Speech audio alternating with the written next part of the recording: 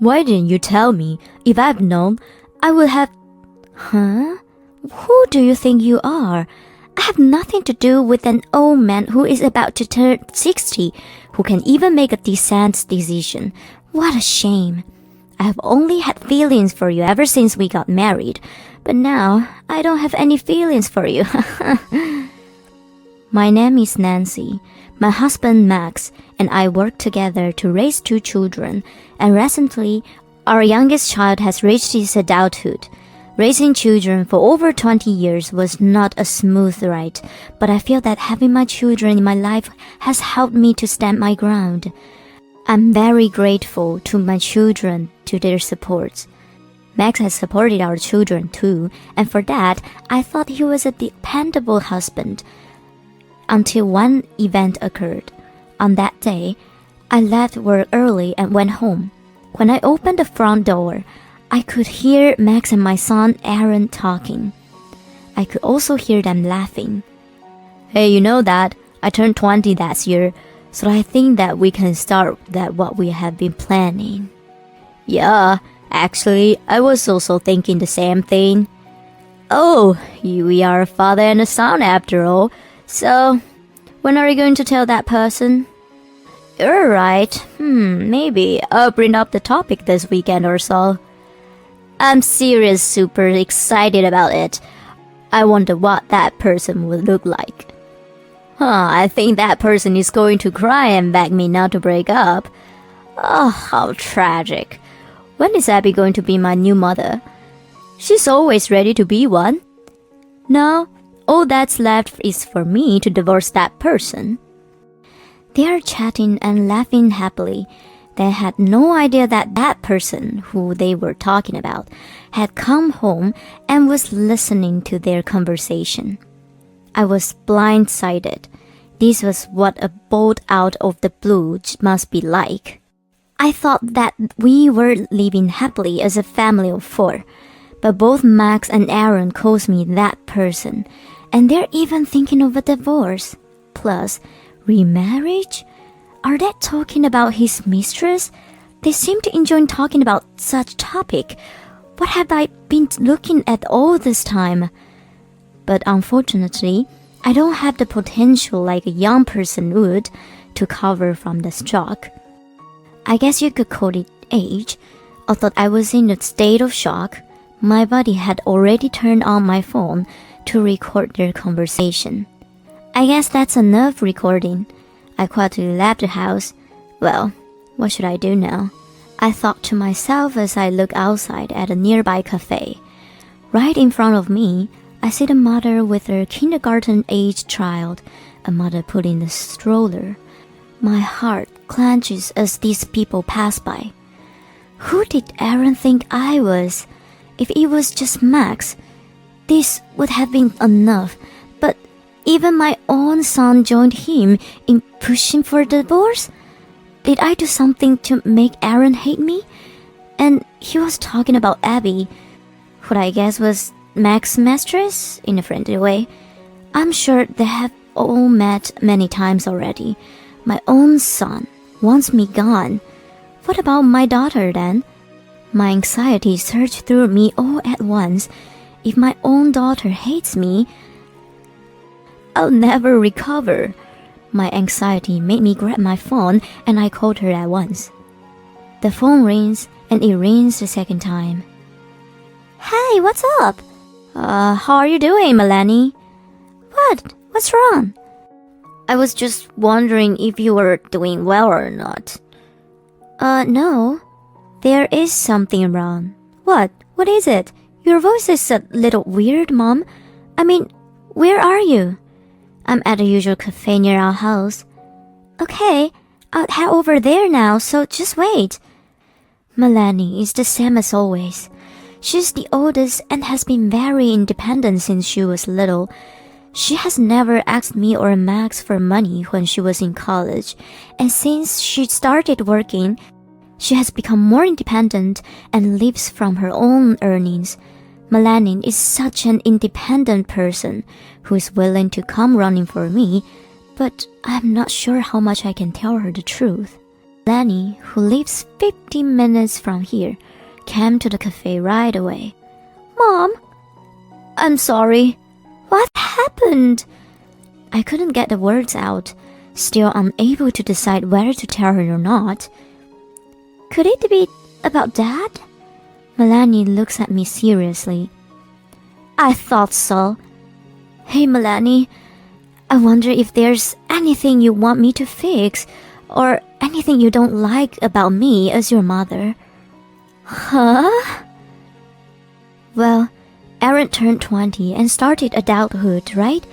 And for me, I'm finally able to focus on myself more, so I thought I'd take a good look at myself, you know. Melanie stares at me. Mom? Yes? None. There's none. I have nothing but gratitude for my mother. You and Dad worked the same amount, but it was mainly you, Mom, who did things for me and Aaron. Really? Your father worked hard too. What did he do? Work? Well, there's only normal, right?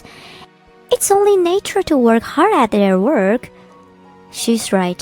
If I think about it, Max has never participated in family events except for working. Melanie had pointed out to me that Max was not really cooperated in raising our children. What's going on with you and Dad? Tell me everything. I'm not a child either, and maybe I can help you. Melanie urged me to tell her about Max and Aaron. What? I'm in shock. Yeah, I'm in shock too. Well, what are you going to do about it? I guess I'll just have to get a divorce. Yeah, I think so too. Let me hear the recording. I was reluctant, but under pressure from Melanie, I let her hear it. I can't forgive them for this. Mom, we need to gather evidence because the recording alone is not enough. I'll also ask my friend for help, so for the time being, stay my place today, okay? The next day, Melanie had a day off at work, so she went out from the morning. I went to work as usual, but Melanie contacted me. Mom, let's meet up after work today and go to the detective agency. Alright, thank you. By the way, don't worry, I found a lawyer. Okay, I understand. Thank you so much. Melanie had efficiently managed to arrange things for me to get divorced smoothly. In the evening, after finishing my duties, I headed to the detective agency where I was meeting Melanie. I see. This would give me 3 days to get the evidence of the affair. So that's how it is. Yeah, for what I can hear on this recording, your husband doesn't seem to have any sense of how critical this is. But man, are you prepared for any outcome from this? Yes, since divorce is the only option anyway, I was hoping to make this divorce as favorable as possible.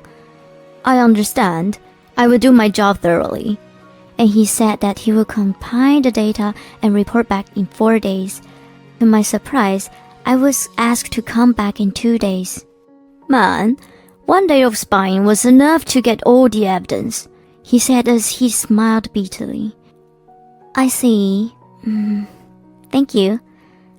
I saw the evidence data that the detective gathered. Max certainly doesn't seem to be hiding his affair. He's walking around town, proudly holding hands with his mistress. Some of the photos were so sickening, and they were ridiculous evidences, which I never imagined to be possible. But the pictures are telling the whole story. I took this evidence with me to the lawyer's office, where I had made an appointment. The female lawyer assigned to my case told me that she too was divorced and that her husband had betrayed her in the past in the same way that Max had betrayed me. But even she laughed at the shocking truth and said that it was as bad as this. She told me that the sanction was not only alimony and showed me various methods. It was a chaotic week from here. During this week, I won a large sum of money for alimony and was able to get a divorce. First, Melanie and I took the evidence to my in-laws and told them the truth. I would be lying if I said I didn't feel sad. because my in-laws have been very good to me, but they had to look at all the evidence. My father-in-law, Albert, was extremely furious, and my mother-in-law, Sarah, was absolutely mortified. Well, of course that would be like that. Nancy, I had no idea our stupid son would do something like this at his age. I'm very sorry. I can't believe that he is my own son. How disgusting. Thank you for your time today. With these results, I have decided to divorce him. That's why I'm here, so that I can let you know of our situation. I agree. It's no wonder that you divorce him. Grandpa, it's not just that. Aaron is horrible too. Melanie had played the recording of Max and Aaron to my in-laws. They were both very stunned. As I recall, Aaron wants to go to the graduate school. I'm not going to help a man who disrespects other people's feelings. Sarah nodded hugely at what Albert was saying. Nancy, if you divorce him, come visit us from time to time. You're our daughter now. Don't worry, I won't let Max enter this house at all. Thank you so much. I also want to thank you and Albert. You're my real... I was speechless and burst into tears. My in-laws were really kind to me from the beginning of our marriage. I also loved them very much. So the saddest part of divorcing Max was that I wouldn't be able to see them anymore. With these thoughts in my mind, I was happy that my in-laws would even disown their own son and would accept me instead. Then I confronted Max and Aaron the next day. I went home with Melanie and my lawyer. Max didn't contact me even when I was gone for 4 days. That already says it all about how he feels about everything. The sanctions became stronger in my mind. Welcome here. Who is that? Is Melanie's friend with you? I'm her lawyer. Nice to meet you. My name is Natalie. Huh? Lawyer? I'm here for the divorce proceedings today. Huh? You want a divorce, right? Let's get a divorce. But I will take what I get for it. Aaron, who is so full of himself, was smiling at the situation. Dad, this is just perfect. Like that, you can get a quick divorce now. It's alimony, isn't it? You can pay it, can you, Dad? Max grinned, as if Aaron's comment had pushed him to be stronger. Yes, I suppose so. It certainly saves me the trouble explaining things to her. Yes, you're right. It's too bad that Abby isn't here for it, though. Huh? How do you know about Abby? Of course I know. I even went to the detective agency. It seems like you guys saw each other every day. Well, that makes sense if she is one of your business partner. You've been together this whole time, both in business and in your personal life. Oh, I see. So you know about Abby, huh? Well, since you know everything, then it's so simple. I don't want a mother like you. You're just a plain old dear-eyed old woman. I want a young, beautiful mother like Abby. You got to be kidding me. Who do you think helped you become who you are? Huh? It's Dad. You're an idiot. Mom was the one who did work at the same level as the person and even ran the household. Hey, Melanie, how can you call your own father that person? Huh? I don't even consider you as my parent. Besides, Aaron called Mom that person too. Why is it okay for Aaron but not for me? I've always hated how you always contradicted about everything. Besides, how can I think that you're a decent parent who is actually serious about a woman 20 years younger than you? If you were single, I wouldn't care about the age difference. But you have a family. That's serious, creepy, and gross. Since what Melanie was saying was correct, Max couldn't say anything back to her. Dad, that's enough. Let's get him out of here quickly and invite Abby to our house. You're right. Bring me the divorce papers now. Please sign this. I took out the divorce papers I had prepared for my bag. Max didn't expect to write the divorce papers right then and there, and was momentarily dismayed. But Aaron urged him to complete the divorce papers. "We will claim $140,000 from you, sir, for alimony and the division of property." "That much?" "The jointly owned property is $50,000 and the alimony is $40,000. This is calculated based on your annual income, so it is a reasonable amount." "Dad, just go ahead and pay it. Abby will take care of it." "You are right, okay."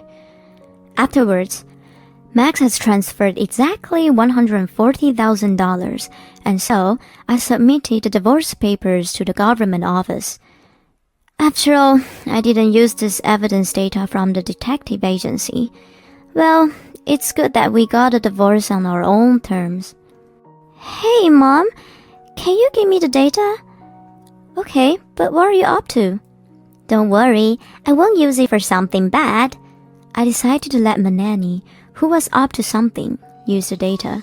Then, a week later, I received incoming calls from Max, who was very furious.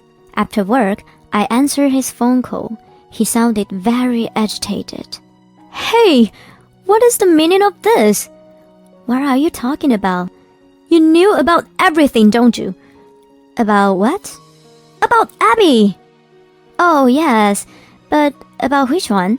Is it about how you and your own son Aaron are going out with Abby, or the fact that Abby, being the company CEO's daughter, is all a lie?" He was silent over the phone. "It's very weird and disgusting that a father and his son is dating the same person." "Shut up! I also got fired from my father's company." "Well, of course, it's all your fault." "And I can't get in touch with Abby now." I couldn't care less. "Abby also got fired, you know." "Well, of course. She's dating a married man while at work. Plus, she even embezzled company's money." "Why didn't you tell me? If I've known, I would have..." "Huh? Who do you think you are? I have nothing to do with an old man who is about to turn 60 who can't even make a decent decision. What a shame. I've only had feelings for you ever since we got married, but now I don't have any feelings for you." After telling him off, I blocked my ex-husband's contact information.